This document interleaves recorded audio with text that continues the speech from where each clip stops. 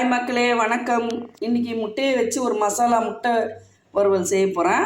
வாங்க எப்படி செய்யலான்னு சொல்லி பார்ப்போம். ரொம்ப சிம்பிளான ஐட்டம் தாங்க. டேஸ்ட் வந்து ரொம்ப சூப்பராக இருக்கும். எல்லாருமே வீட்டில் வந்து ட்ரை பண்ணுங்கள். இதை முட்டை வந்து ஆம்லெட்டாக போடாமல் இந்த மாதிரி செய்து பாருங்கள். நான் இன்றைக்கி வந்து ஒரு 3 முட்டை யூஸ் பண்ண போகிறேன். வாங்க எப்படி செய்யலான்னு பார்ப்போம். இந்த 3 முட்டைக்கு நான் பெரிய சைஸ் வெங்காயம் ஒரு வெங்காயம் எடுத்திருக்கேன்.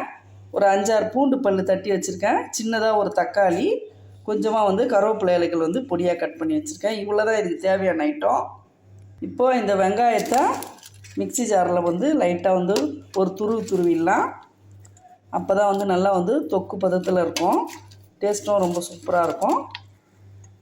ஜாரில் போட்டாச்சு. லைட்டாக வந்து ஒரு துருவிடலாம். ரொம்ப அதிகமாக வந்து துருவு தேவையில்லை. லைட்டாக வந்து சும்மா பல்ஸ் மூடலை 2 திருகு தான் திருகியிருக்கேன். இந்த பக்குவத்தில் இருக்கணும். ரொம்ப நைஸாக விட்டுறாதீங்க. ஒரு கடாயை வச்சுக்கலாம்.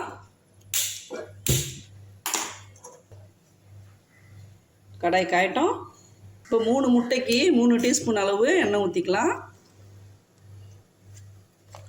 ஒரு முட்டைக்கு 1 ஸ்பூன் கணக்கு வச்சுக்கோங்க. நான் 3 டீஸ்பூன் ஊற்றுறேன். இந்த எண்ணெயில் பெருஞ்சீரகம்னு சொல்லுவாங்க இல்லைங்களா, அது வந்து ஒரு 1/4 டீஸ்பூன் போட்டுக்கோங்க. சீரகம், சின்ன சீரகம் வந்து 1/4 டீஸ்பூன் போட்டுக்கோங்க. முட்டைக்கு இது சேர்த்து செய்யும்போது ரொம்பவே நல்லது. இப்போ இந்த வெங்காயத்தை எடுத்து இதில் போட்டுக்கலாம்.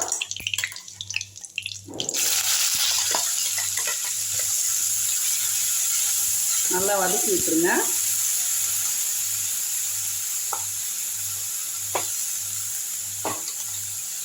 ஃப்ளேம் வந்து மீடியமாக வச்சுக்கோங்க. அப்போ தான் வந்து தீயாது.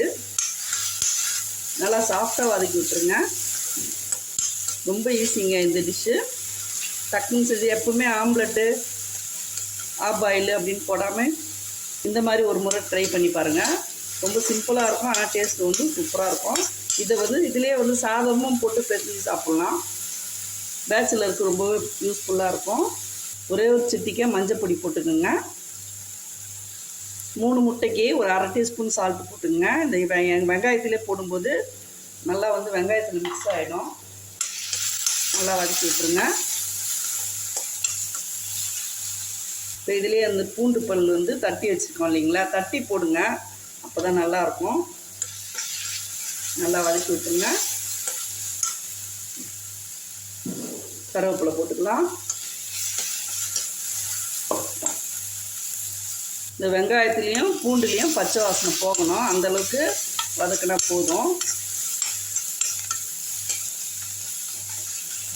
இதுதான் முக்கியமான ஸ்டெப்பு. வதக்காமல் பச்சையாக நீங்கள் வந்து தக்காளி போட்டுறாதீங்க. வெங்காயம் வந்து நல்லா வதங்கிடுச்சுங்க. நான் சின்ன தக்காளி தான் ஒன்று எடுத்துருக்கேன், குட்டி தக்காளி. தக்காளி அதிகமாக போடணும்னு அவசியம் இல்லை. இதையும் சேர்த்து நல்லா வதக்கி விட்டுருங்க. இப்போ இதில் குழம்பு மிளகாத்தூள் சின்ன ஸ்பூனில் 1 ஸ்பூன் மிளகாத்தூள் போட்டிருக்கேன். 1/4 ஸ்பூன் போட்டுக்கலாம். தீயை குறைச்சி வச்சுருங்க. அப்படியே இந்த எண்ணெயிலே நல்லா வந்து பச்சை வாசனை போகிற அளவுக்கு நல்லா வதக்கி விட்டுருங்க. இதை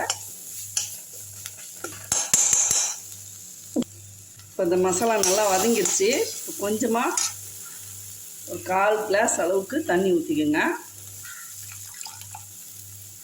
ஒரு 4 டீஸ்பூன் அளவு வரும் கணக்கு. ரொம்ப அதிகமாக தண்ணி ஊற்றிடாதீங்க. இப்போ நல்லா இது வந்து எண்ணெய் பிரிஞ்சு வரணும்.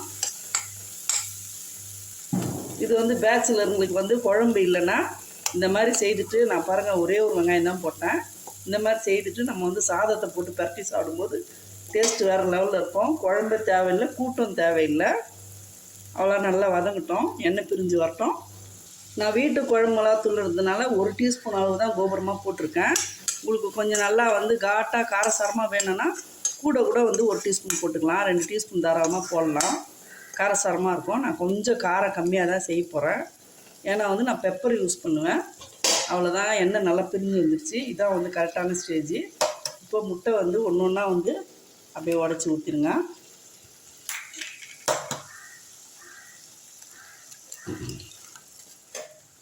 நான் 3 முட்டை தான் செய்ய போகிறேன்.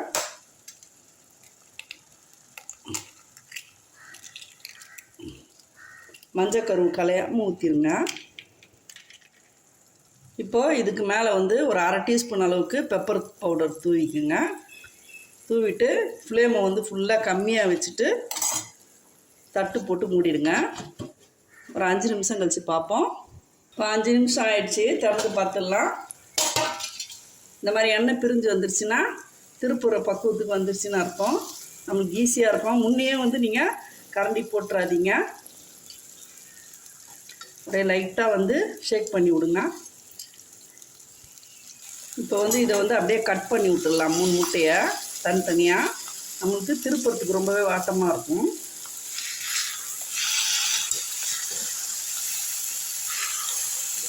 அவ்வளோதான்.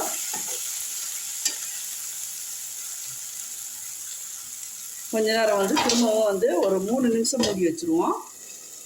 ரெடி ஆகிடுச்சா பார்ப்போம். 3 நிமிஷம் ஆயிடுச்சு பாருங்கள். இந்த மாதிரி எண்ணெய் வந்து பபுள்ஸாக வருது இல்லைங்களா, அப்போ ரெடி ஆகிடுச்சின்னு அர்த்தம். நல்லா வந்து திருப்ப வரும் பாருங்கள் அழகாக. ஸோ ஒன்றா எடுத்துடலாம்.